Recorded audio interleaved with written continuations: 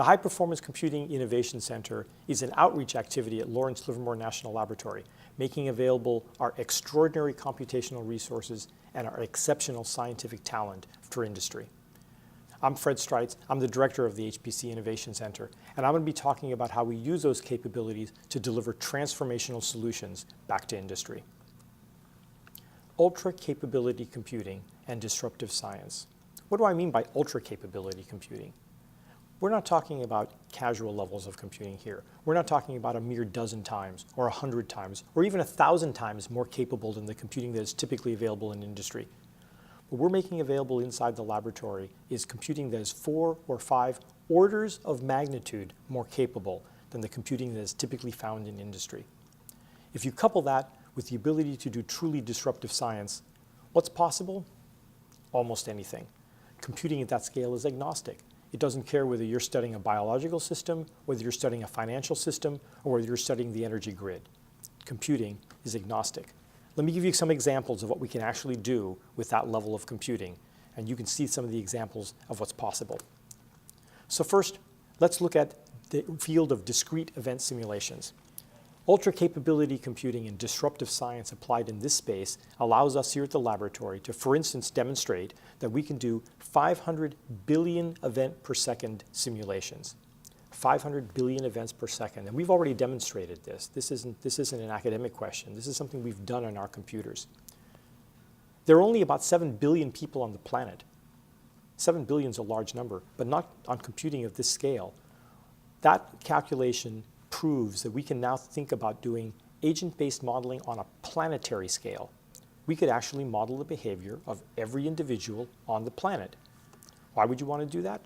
Discrete event simulations are used routinely in the finance industry to evaluate the risk associated, for instance, with transactions across individuals or across corporations or across nations.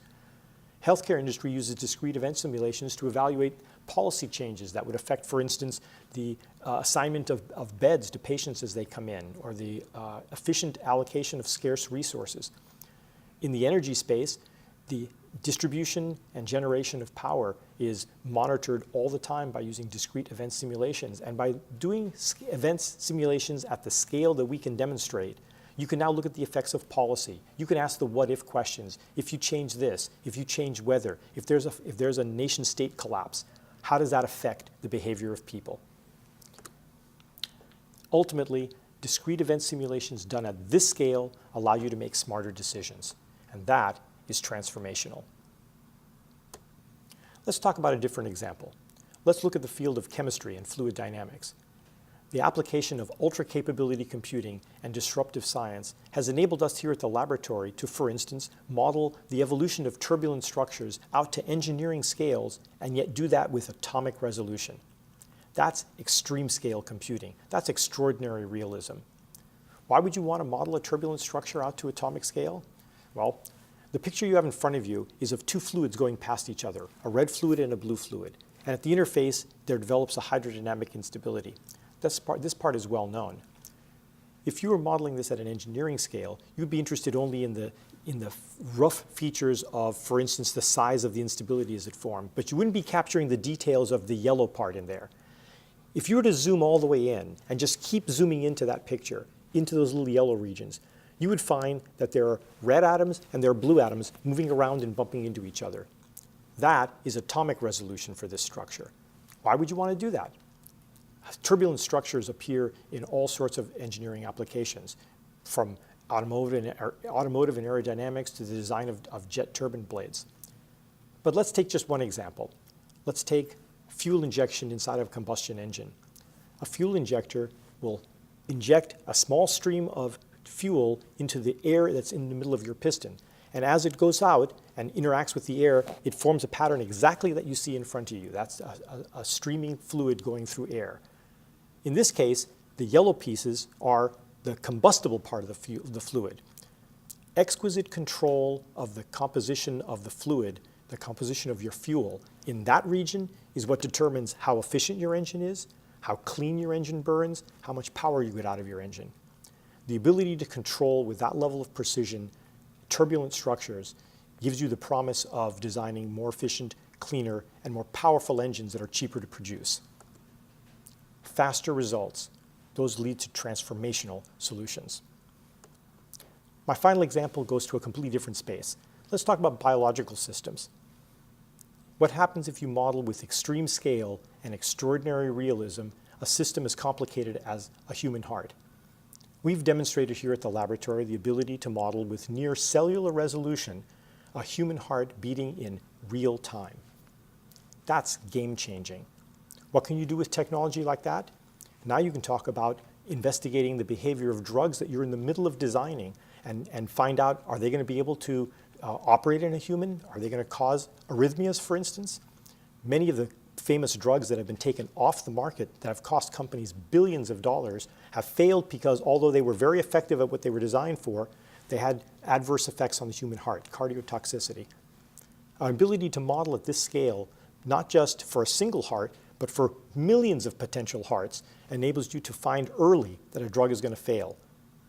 Rather than spending billions of dollars in developing a drug and having it fail in a clinical trial later, you can find out earlier.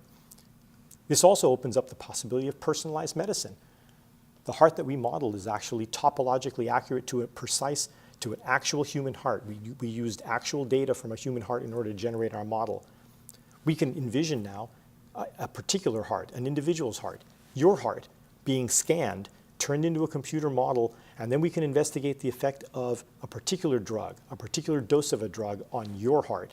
We can investigate what happens if we put this valve in your heart. Medical device design.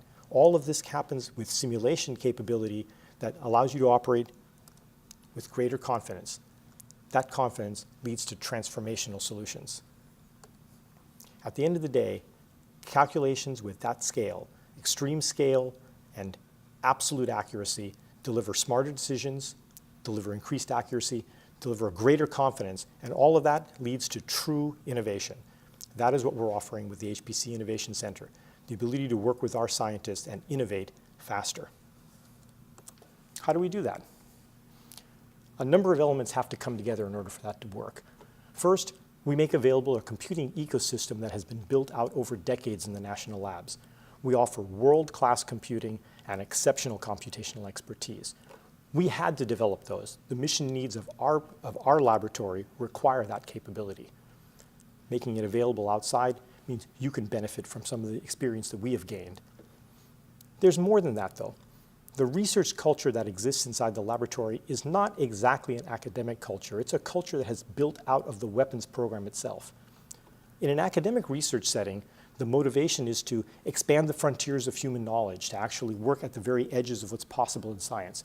Those are noble goals, and we respect those goals. We do that inside the laboratory as well. Our scientists work at the very edges of what is possible. Our scientists are also pushing the forefront of human knowledge. The difference is that we do that with deadlines. We're used to with deadlines that have actual impact back to our sponsors, back to the government. Billions of dollars of decisions are made based on the results of simulations that we perform. We also are very used to compartmentalizing information. What I mean by that is that we keep secrets. We keep secrets whether they're national defense secrets or whether they're corporate secrets. Our scientists are used to compartmentalizing the information they're working with and making sure that it flows where it's supposed to and it doesn't flow where it's not supposed to. Finally, we're situated in the Livermore Valley Open Campus. That availability to office space, to conference space, to collaboration space makes available a co-location of effort, which we think is vital in working with industry partners. We want to work with partners side by side. This isn't a throw over the fence problem. We work with you, look at your problems, help you solve your problems, help you bring you along to our level of computation. Our level of computation is not subtle. We lead the world in supercomputing. I show in front of you a graph of the top US computer ever since 1993. You see the continued progression from gigaflops through teraflops through petaflops. Every one of those computers was owned by a DOE laboratory. The DOE laboratories are the world leaders in supercomputing. The next line is the #1 industry computer in the US, and you can see that it lags by quite a bit. Last year, the #1 machine in industry was a full 5 years behind the #1 machine in the laboratories. 5 years is a long time. What that literally means is that the top industry computer in the country was struggling at the limits of their capability to solve a problem that we were solving 5 years ago, and that now is commonplace for us. But that's if you're at the very top edge of computing. Suppose you're not. Most industry is actually working closer to the desktop level. Desktop level represents a greater than decade gap, a 14-year gap back from where we were. What that means is that you are solving problems on the desktop that we were solving 14 years ago. Or put another way, working with us, you could solve a problem that you wouldn't be able to solve for another 14 years. Working with the laboratories is like time travel. Computers at the desktop level are about a factor of 100,000 behind where we are at the laboratories. It'd be tempting to think that 100,000 times represents 100,000 times faster. It's unfortunately almost never the case that that's true. It is true, however, that with a computer that capable, you can do a calculation that's 100,000 times more realistic. So what does 100,000 times more realistic actually look like? Well, to answer that question, we're actually going to go back in time first. Let's go back to the 1980s, to a video game that I hope many of you are familiar with. This is Pac-Man. Pac-Man was played in an arcade game. It had a little computer chip inside that was operating the game for you. That computer chip was a Z80 chip operating at about 3.1 megaflops. So that's 31 million floating point operations in a second. A floating point operation is something you would actually do with a calculator. It's like an addition or a subtraction or a division. 31 million floating point operations in a second. That seems like an awful lot. But what was happening in the game? Well, let me remind you. You're that little yellow character, and you're moving around with your joystick, trying to eat the little dots and not get attacked by the various other characters that are on the screen. So what's the computer doing? The computer doesn't know where you're going, so it has to be monitoring your actions in real time, keeping you from walking through the little blue boundaries, so there are boundary conditions that are involved. There are interactions with the little pellets, and there's interactions with the characters, which is a rudimentary form of AI. All of that being calculated on the fly because the game doesn't know where you're going at any one time. 31 million floating point operations. Let's jump forward. What does a factor of 100,000 look like? This is a modern video game. This is the game Assassin's Creed being played on a 2011 PC. That PC is operating at approximately 260 gigaflops. That's 260 billion floating point operations each and every second. What is it doing with all those calculations? Well, some of it you can see for yourself. Now you have a scene that's rendered in photorealism with all of the lights and shadows and textures around you. And yet the game, for all of its sophistication, has not changed all that much. You're still a primary character, in this case, the guy wearing the white robes. You're going to move around. As you move, in real time, the computer has to monitor your motion, allow your robes to flow in the wind.